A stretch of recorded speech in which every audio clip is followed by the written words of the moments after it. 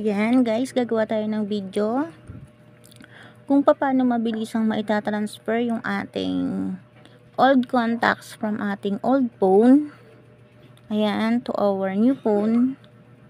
Ayan, so ganito po yung gagawin natin.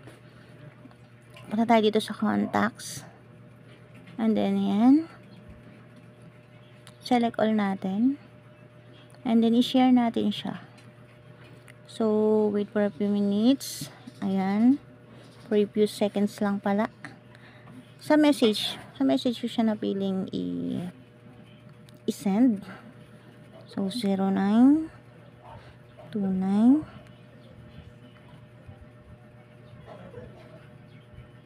iyan yung SIM na nakalagay sa aking new phone. Ayan. So tignan natin, nandito na siya sa message. Okay, ayan siya, naka-receive tayo ng 466 contacts. Okay, so iyan na siya lahat guys. So gawin natin, pindutin natin yun. Nakikita ba? Ito yung pinindot natin kanina, and then contacts, ito gamitin natin yun, yung aking Google account na yun ang ginamit natin. So tignan natin kung pumasok na siya. Okay, ba't isa lang ang pumasok lang guys? Siguro pa siya.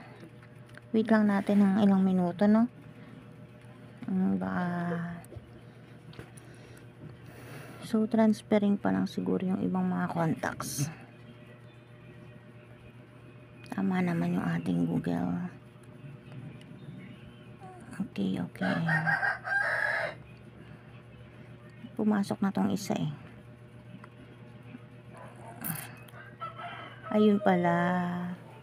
So hindi mo siya pala makikita sa phone contacts, sa email contacts. Nasa wait, okay, andyan na siya. Diba easy lang, easy transfer lang, ang bilis. Okay, ayan yung ating old phone. Ayan na lahat ng mga contacts natin. So easy, diba guys? Nagets nyo po ba? So please subscribe to my YouTube channel.